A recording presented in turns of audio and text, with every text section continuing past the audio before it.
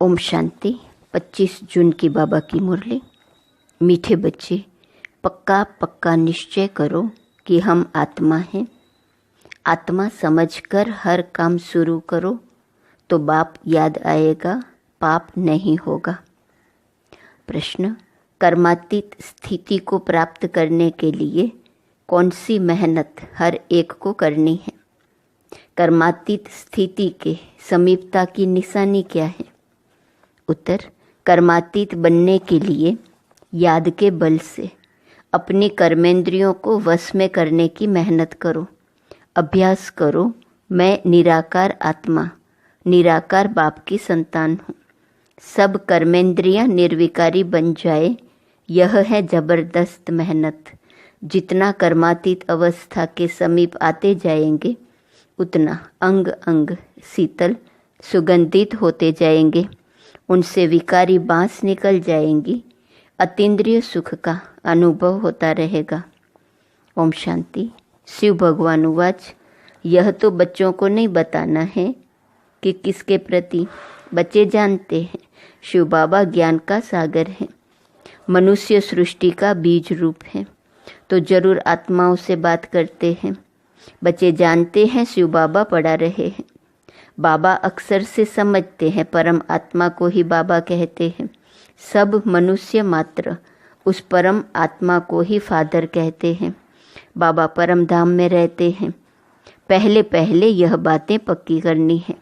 अपने को आत्मा समझना है और यह पक्का निश्चय करना है, बाप जो सुनाते हैं वह आत्मा ही धारण करती है।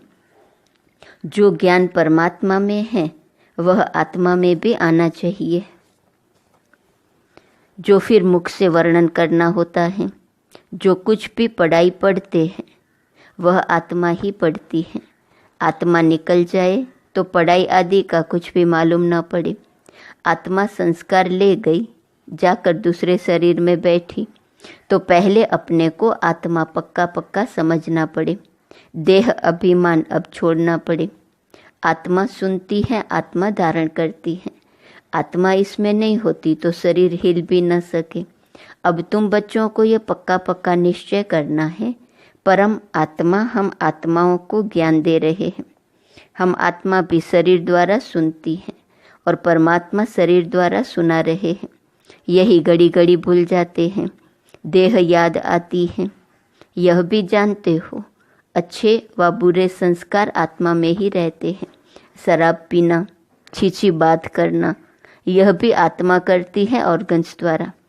आत्मा ही इन ऑर्गन्स द्वारा इतना पार्ट बजाती है। पहले पहले आत्मा अभिमानी जरूर बनना है। बाप आत्माओं को ही पढ़ाते हैं। आत्मा ही फिर यह नॉलेज साथ में ले जाएंगे। जैसे वहाँ परम आत्मा ज्ञान सहित रहते हैं, वैसे तुम आत्माएं फिर यह नॉलेज साथ में ले जाएंगी। मैं तुम बच्चों को इस ज्ञान सहित ले जाता हूँ। फिर तुम आत्माओं को पार्ट में आना है। तुम्हारा पार्ट है नई दुनिया में प्रारब्ध भोगना। ज्ञान भूल जाता है।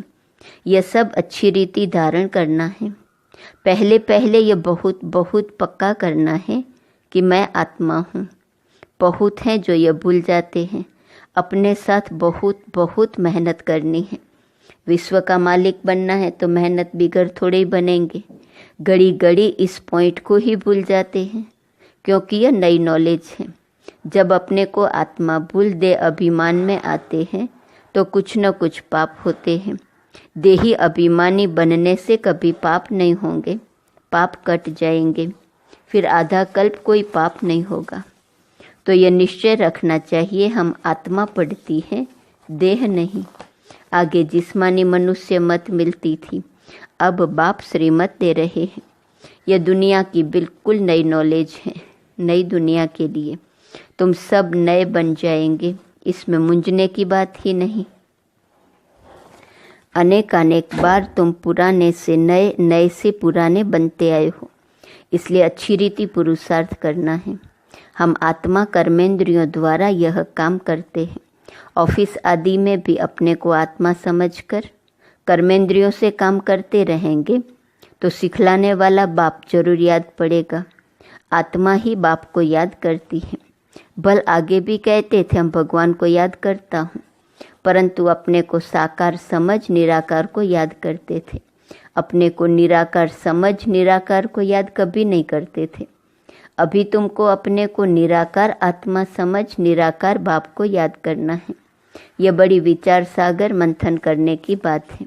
भल कोई लिखते हैं हम 2 घंटा याद में रहते हैं, कोई कहते हैं हम सदैव शिव बाबा को याद करते हैं, परंतु सदैव कोई याद कर न सके।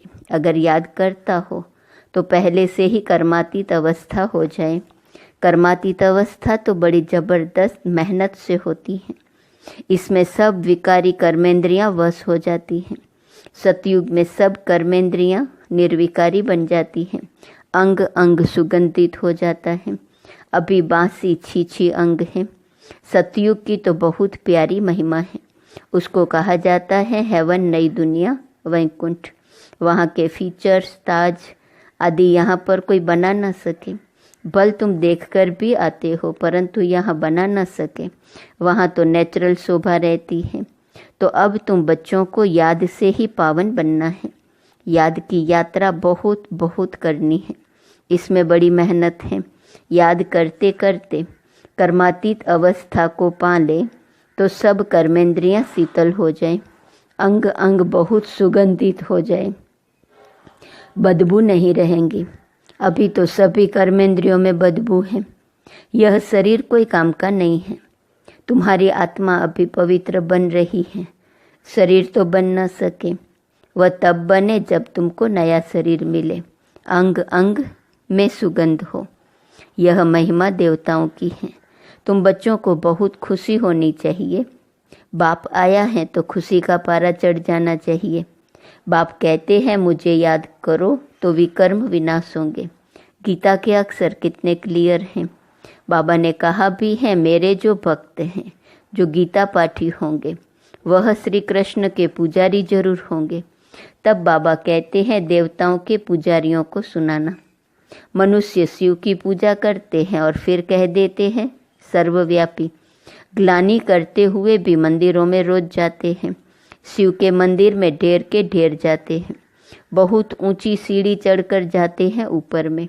शिव का मंदिर ऊपर बनाया जाता है। शिव बाबा भी आकर के सीढ़ी बताते हैं ना। उनका ऊंचा नाम ऊंचा ठाव है। कितना ऊपर जाते हैं। बद्रीनाथ, अमरनाथ, वहाँ शिव के मंदिर हैं। ऊंच चढ़ाने वाला है तो उनका मंदिर भी बहुत ऊंच बनाते हैं। यहाँ गुरु शिखर का भी मंदिर भी बहुत ऊंची पहाड़ी पर बनाया हुआ है। ऊंच बाप बैठ तुमको पढ़ाते हैं। दुनिया में और कोई नहीं जानते कि शिव बाबा आकर पढ़ाते हैं। वह तो सर्वव्यापी कह देते हैं। अभी तुम्हारे सामने एम ऑब्जेक्ट भी खड़ी है। सिवाय बाप के और कौन कहेगा? यह तुम्हारी एम ऑब्जेक्ट है। यह बाप ही तुम बच्चों को बताते हैं। तुम कथा भी सत्यनारायण की सुनते हो। वह तो जो पास्ट होता है उनकी कथाएं बताते हैं कि आगे क्या क्या हुआ, जिसको कहानी कहा जाता है। यह ऊंचते ऊंच बाप बड़े ते बड़ी कहानी सुनाते हैं। यह कहानी तुमको बहुत ऊंच बनाने वाली है। यह सदैव याद रखनी चाहिए और बहुतों को सुनानी है। कहानी सुनाने के लिए ही तुम प्रदर्शनी व म्यूजियम बनाते हो। 5000 वर्ष पहले भारत ही था जिसमें देवताएं राज्य करते थे।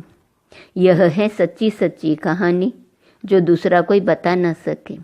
यह रियल कहानी है जो चैतन्य वृक्षपति बाप बैठ समझाते हैं, जिससे तुम देवता बनते हो।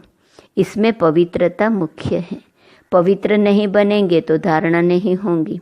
शेरनी के दूध के लिए सोने का बर्तन चाहिए, तब ही धारणा हो सकेंगी। यह कान बर्तन मिसल है ना, यह सोने का बर्तन होना चाहिए, अभी पत्थर का है। सोने का बने तब ही धारणा हो सके। बड़ा अटेंशन से सुनना और धारण करना है। कहानी तो इजी है जो गीता में लिखी है। वह कहानियाँ सुनाकर कमाई करते हैं। सुनने वालों से उन्हों की कमाई हो जाती है। यहाँ तुम्हारी भी कमाई है। दोनों कमाई चलती रहती है। दोनों व्यापार हैं। पढ़ाते भी हैं। कहते हैं मन मना भव, पवित्र बनो।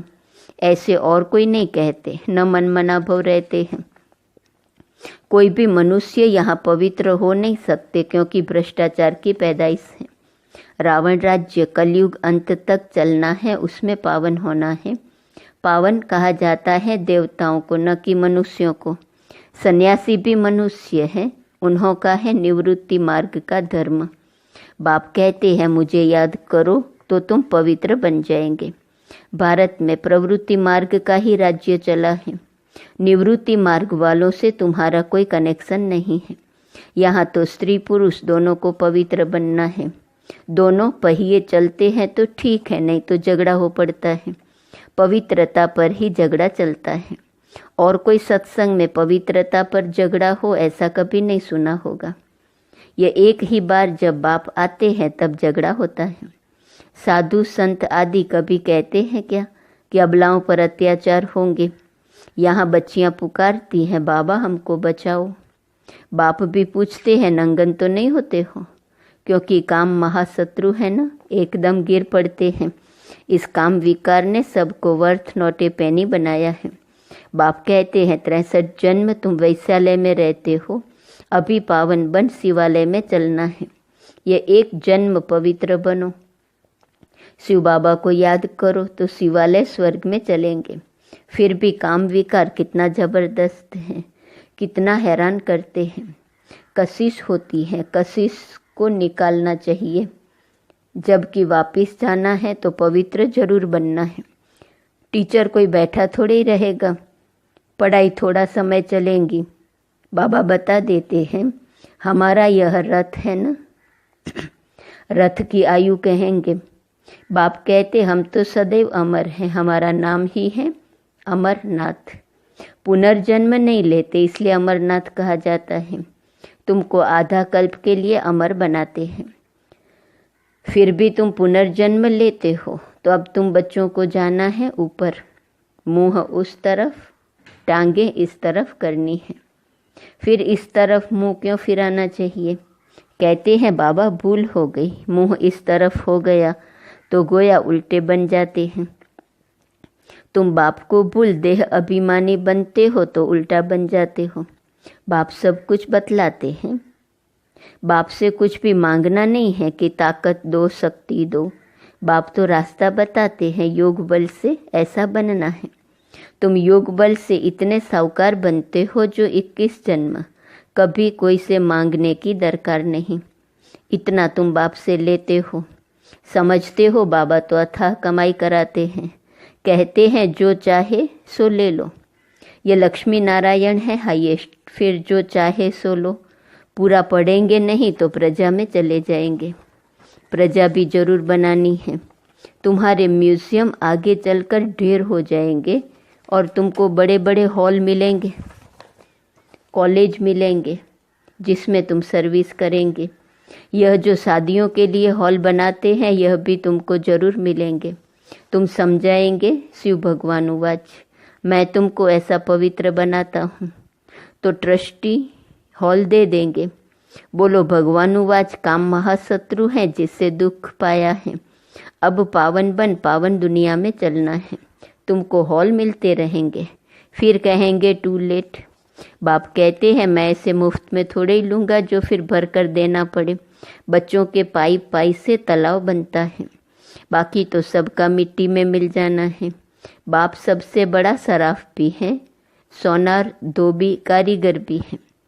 अच्छा, मीठे मीठे सिकीलदे बच्चों प्रति माता पिता बाप दादा का याद, प्यार और गुड मॉर्निंग। रूहानी बाप की रूहानी बच्चों को नमस्ते। रूहानी बच्चों की रूहानी बाप को नमस्ते नमस्ते नमस्ते। धारणा के लिए मुख्य सार, पहली पॉइंट, बाप जो सच्ची सच्ची कहानी सुनाते हैं वह अटेंशन से सुननी और धारण करनी है। बाप से कुछ भी मांगना नहीं है। 21 जन्मों के लिए अपनी कमाई जमा करनी है। दूसरी पॉइंट, वापस घर चलना है, इसलिए योग बल से शरीर की कशिश समाप्त करनी है। कर्मेंद्रियों को शीतल बनाना है। इस देह का भान छोड़ने का पुरुषार्थ करना है। वरदान, एक स्थान पर रहते अनेक आत्माओं की सेवा करने वाले लाइट माइट संपन्न भव। जैसे लाइट हाउस एक स्थान पर स्थित होते दूर दूर की सेवा करता है, ऐसे आप सभी एक स्थान पर होते अनेकों की सेवा अर्थ निमित्त बन सकते हो। इसमें सिर्फ लाइट माइट से संपन्न बनने की आवश्यकता है। मन बुद्धि सदा व्यर्थ सोचने से मुक्त हो। मन मना भव के मंत्र का सहज स्वरूप हो। मनसा शुभ भावना श्रेष्ठ कामना श्रेष्ठ वृत्ति और श्रेष्ठ वाइब्रेशन से संपन्न हो तो यह सेवा सहज कर सकते हो। यही मनसा सेवा है। लाइट माइट से संपन्न बनना है। मन बुद्धि व्यर्थ सोचने से मुक्त हो। मन मना भव के मंत्र का सहज स्वरूप हो। मनसा शुभ भावना श्रेष्ठ कामना श्रेष्ठ वृत्ति और श्रेष्ठ वाइब्रेशन से संपन्न हो तो यह सेवा सहज कर सकते हो।